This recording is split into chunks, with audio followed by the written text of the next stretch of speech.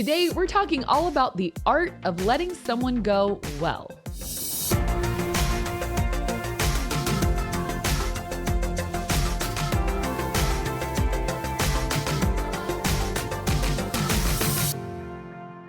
Hey everybody, welcome to the Ministry Coach Podcast, where we bring you weekly tips and tactics to help you fast-track the growth and health of your youth ministry. This podcast is the coach for the coachless. My name is Jeff Lascola, and this is... Kristen Lascola. Oh, I said that with all taking a breath. I was going to say, are you about to You're going to pass out? You're going to pass out?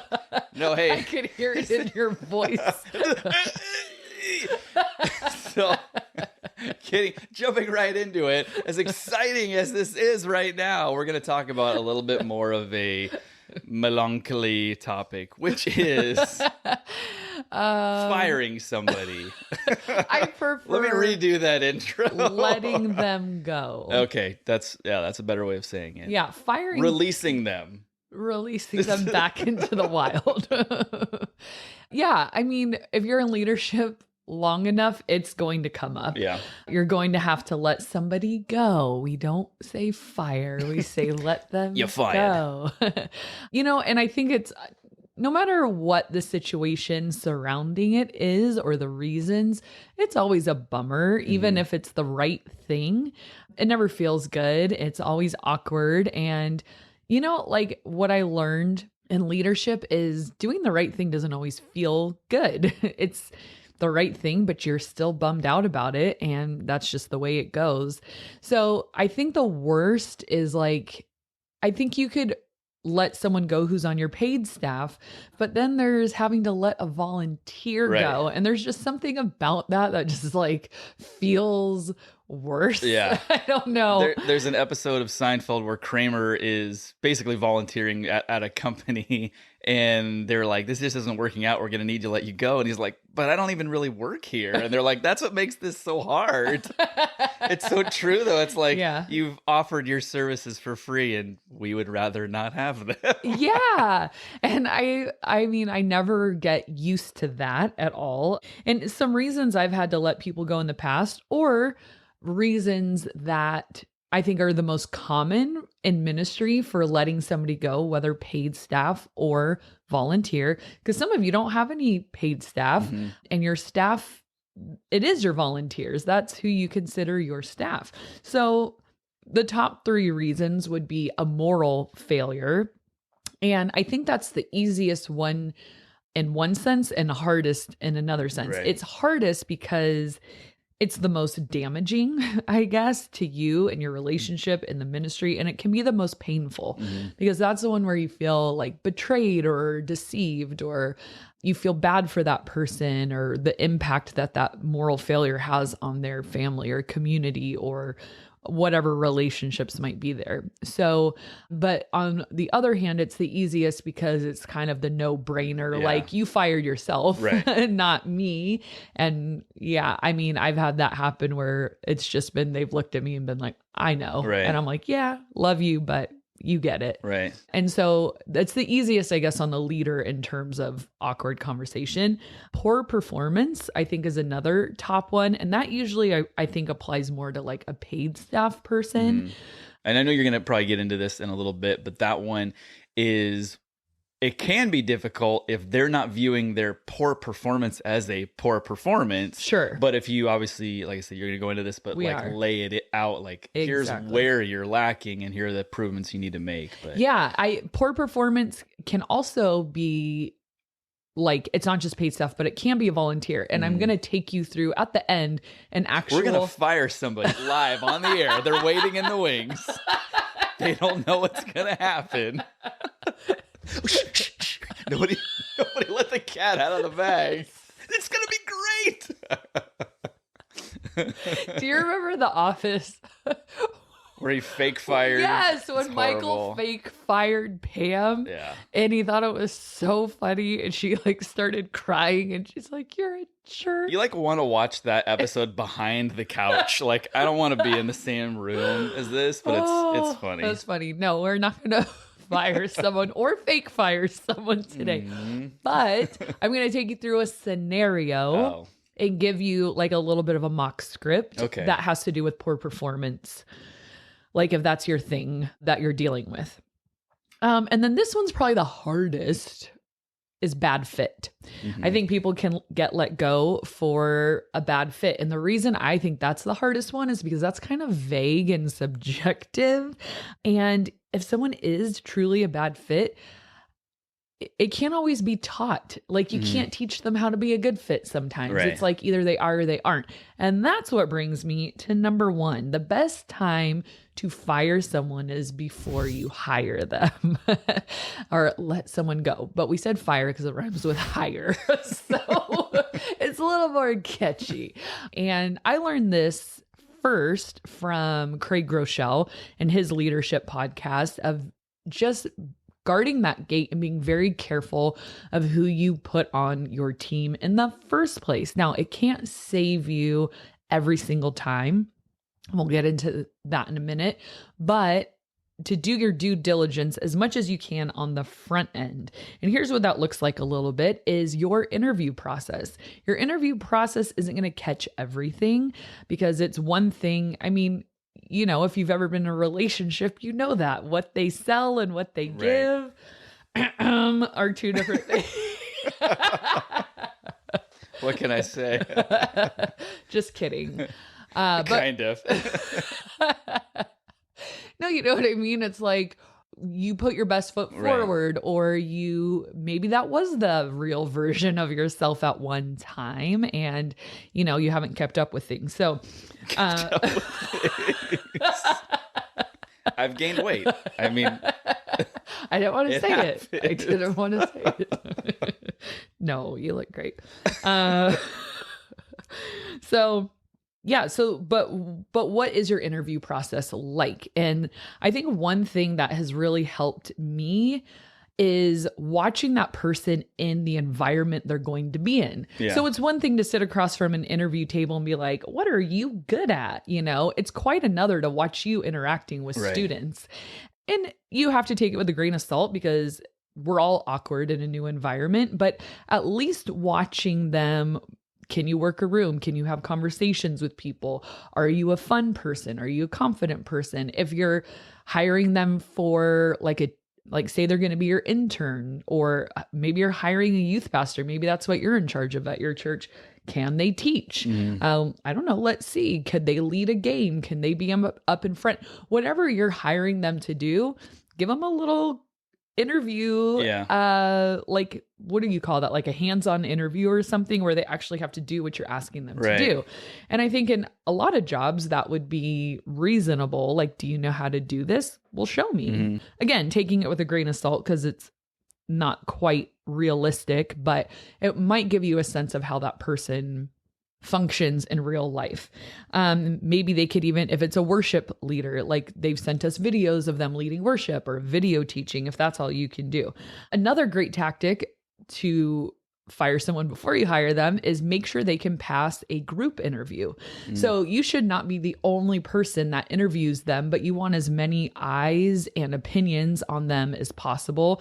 You know, Proverbs speaks into that of like, I always paraphrase Proverbs, but you know, it's like many counselors plan succeed. You know what I mean? So getting as much input as possible from people, not just random people, but people who would be working with this person or people who have hired people like this in the past, just someone who can really speak into who they are. And that'll kind of show you too, do they have chemistry on our team? So if they're just like, man, I've told people before, you are so gifted for another church. You know what I mean? Because I can tell they've got really like a great heart and they love ministry, but I can just from working in our church, as long as I have, I just know you're meant for a different church, but you're not, it's not that you're not meant for ministry. You're very good.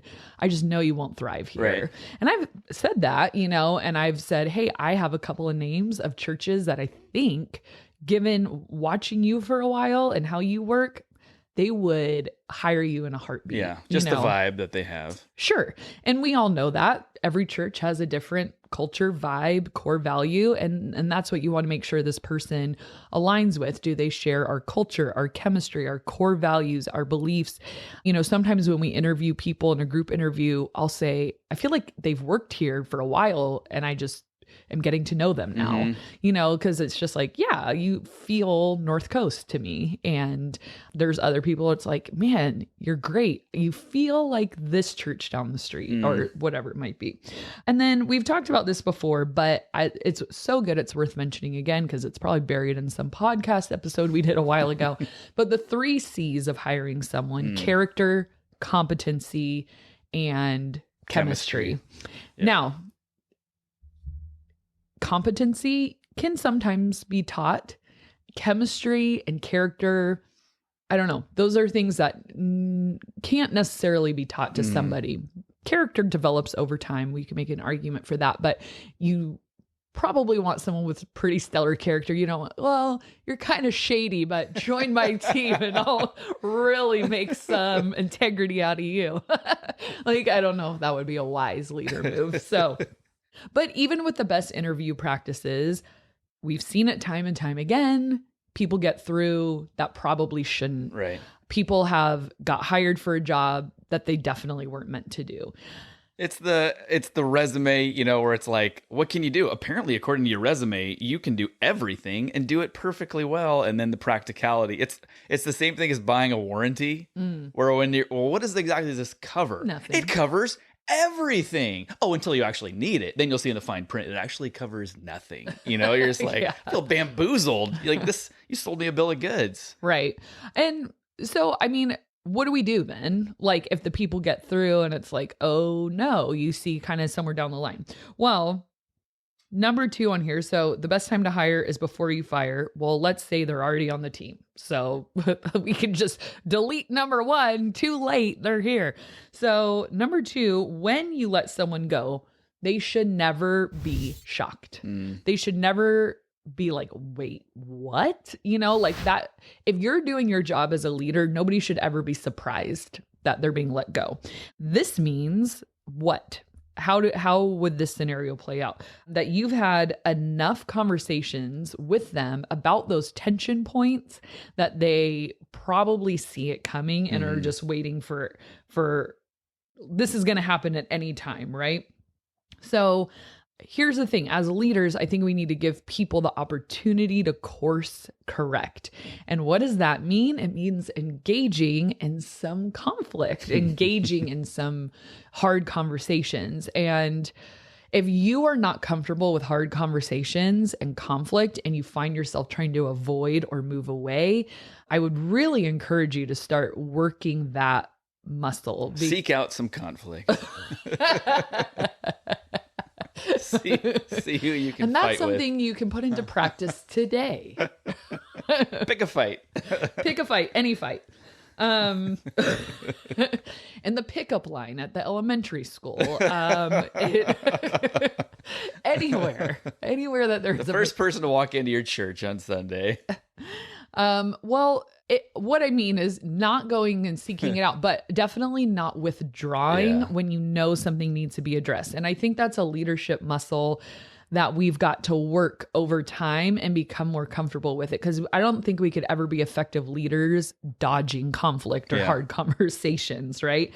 So we want to give these people an opportunity to course correct and not just let them go right away, which most youth pastors don't do because they just let things fester until it explodes, right? Because they don't want to engage. But here's what I always think about. I always think about me when I first got hired. And I always, like, anytime somebody is like not meeting the bar, whether it's a volunteer or a paid staff, and to me, being in youth ministry for so long, I'm like, obvious, like, why did you? But then I'm like, stop, go back. This person is 19, 20, 21 years old. What kind of worker was I like then? And what did I need from the people leading me? And I'm lucky enough that I'm like, wow, yeah, I got that. They were patient with me, but I wouldn't say I was the most valuable person on the team. I was late a lot, you know, I I wrote down a bunch of things I did. Where did I put them? You cursed a lot. You fought with people. Drugs. I picked a lot of fight. Okay. I was late often, not a super hard worker. I had tons of areas of immaturity, and I wasn't even that skilled at what I did. But thankfully, I was teachable. And so anytime somebody pointed something out of what could make my message better, my schedule better, my interactions better, my whatever it might be, I listened. And I have to say, I rarely made the same mistake twice. Once somebody pointed something out and gave me a better way and gave me the tools to do better, I usually did. And so I think that's the difference. Are we dealing with a person who needs you as the leader to step in and help them meet the bar? Or do you have a person who's just not teachable? Yeah. Well, you'll never know until you continue to have these conversations with them. And that's what I mean by if it comes to the point where you actually have to let them go, I mean, you'll be referencing the past 6 months of conversations that you've been having with them of like, hey, we've talked over and over and over and over again. Like every time I ask you to be somewhere, you're just not there and it's getting really hard. I can't rely on you anymore. I just don't know that this is like the best fit for us to be working together. And that's a real like conversation that you can have of just like, we have tried and we've had conversations, just looks like it's not working out. And then the firing kind of does itself, kind of like how we were talking about, the moral failure stuff, how it kind of is like, well, you fired yourself. Right. I think if enough conversations happen and you've done your due diligence as a leader to not let things slip through the cracks, you can't just bottle up and harbor frustration toward people for 6 months and then be like, surprise, you're fired. And it's like, oh, I didn't know you really cared that I missed program because you never followed up with me. I thought it was kind of like, hey, come if you can. You don't have to if you, and keep in mind the things that you're like, are you kidding me? That is blatantly obvious. Right. It's like, maybe, but keep in mind, like what's obvious to you might not be obvious to everybody else, and uncommunicated expectations go unmet. So you can't be frustrated at that. And a lot of times people with that volunteer role, there's a big difference what people might assume what that looks like. Because someone might say, well, I'm a volunteer. Like, I can kind of be there or not. Yeah. Because it's like free time for you. So it's not really that big of a deal. Whereas you might be like, well, that's like a commitment and consistency that we need from a volunteer. And yeah, you're not getting paid, but we expect you to be there, 3 out of the 4 weeks of the month or whatever your criteria is, where it's like you need to 100% be here or communicate that you can't be. It's not just sort of come and go as you please. Yeah. Because no organization can run that way. If you're depending on those people to make the vehicle run, and it's like, hit or miss, come if you want, if you're not, whatever, like it doesn't work. Right. Well, and so speaking of that exact scenario, I'm going to take you through letting somebody go. Okay. We'll call him Adam. Adam is a volunteer. So Adam is not on paid staff, and you are frustrated because he is very hit or miss. You expect him to be there on your program night. Mine's Tuesday, so we're just going to use Tuesday in this example. And every Tuesday you kind of wait and you're like, he's a no-show again, a no-show again, a no-show again.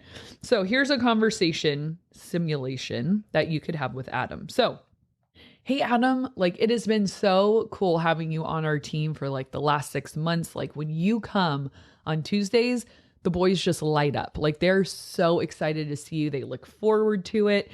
And, I know you have a lot going on. Trust me, I understand. Life happens. But when you're not here, man, those boys are bummed. And it's very obvious that they miss you and they look forward to seeing you. And I just feel like when you're gone so often, we're really missing out on that relationship capital that we're building with kids. And the depth of relationship is just not going to happen as quickly as we would like.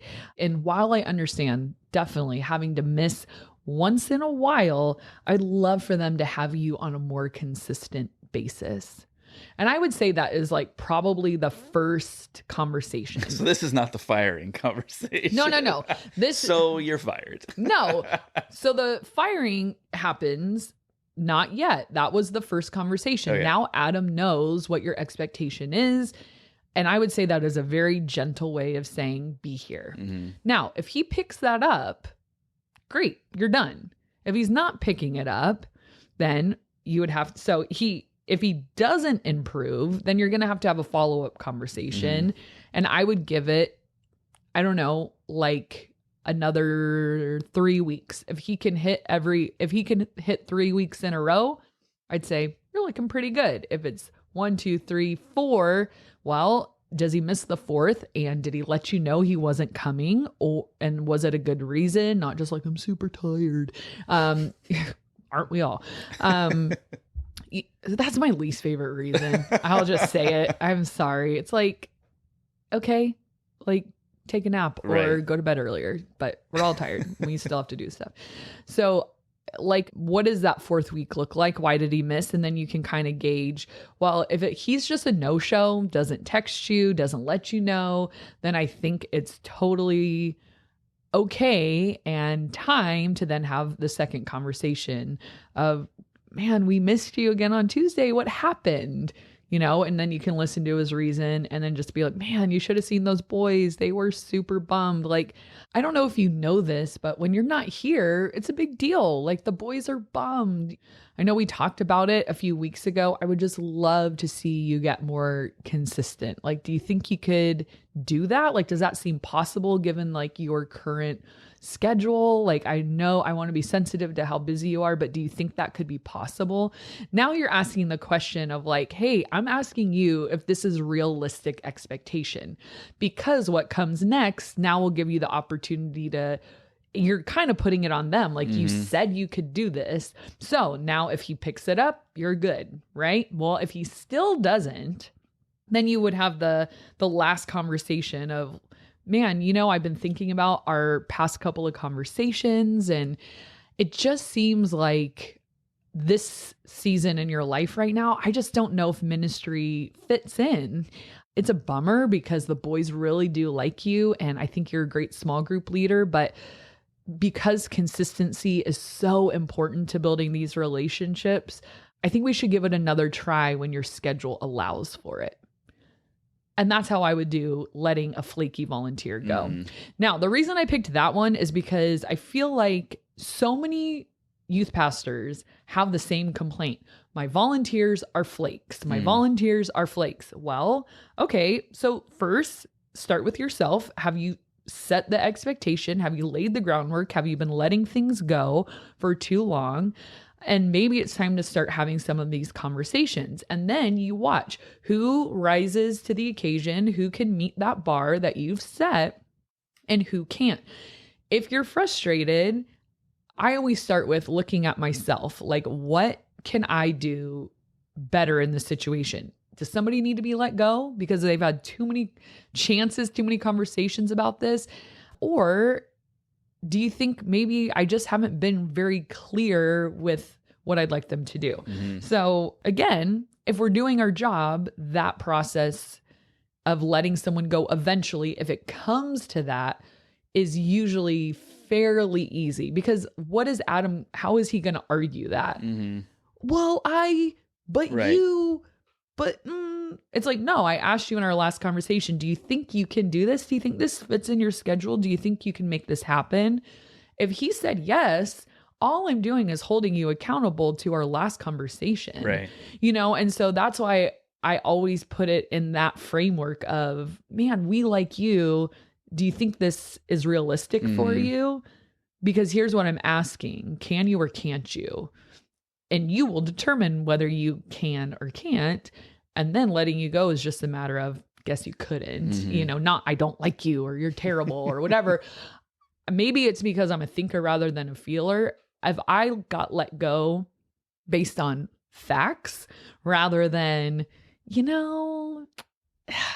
something about you is just not, it's just not like, we don't want to make it personal, because it rarely is. Yeah. Unless even in a moral failure, it's usually like a behavior that hopefully that person can get under control.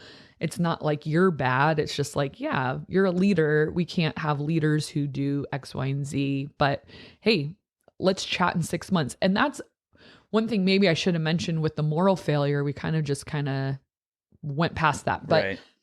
I always give an opportunity for restoration, based on what it is. There's certain things, maybe legally they can never come back. But if it's your run of the mill classics, I think jumping back in and checking up with them in 6 months, not that you're ready to have them back on the team, but I think people who get let go for a moral failure need to know we aren't like blacklisting you forever. And it's not like you never have a place in serving ever again. And we don't think you're horrible. We want to see you restored. And I think that's what Jesus wants, is restoration. Like I always think of Peter, and that's, I think, one of the most beautiful stories is the denial and the restoration that Jesus did. It was like Peter's sin was big and Jesus's restoration was huge, and it covers that. And I think that's a real gift that we can give to people, especially in ministry.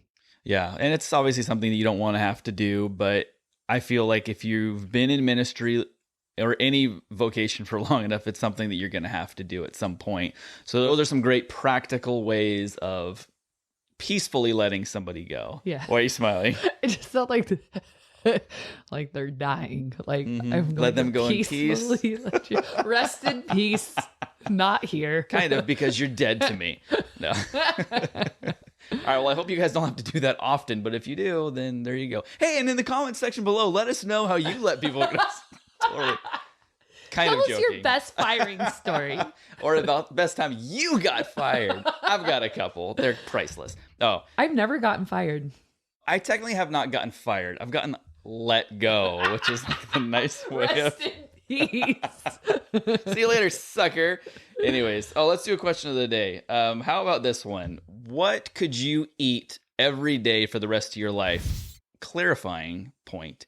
Should this be like calories and fat content and all that don't matter, or does that matter? Because I think almost anything you would say as a full meal, one of your three, if it was, I think you could have health problems, Okay, I guess let's say you don't have to eat it for every meal every day. Just you have to eat it for one meal every single day.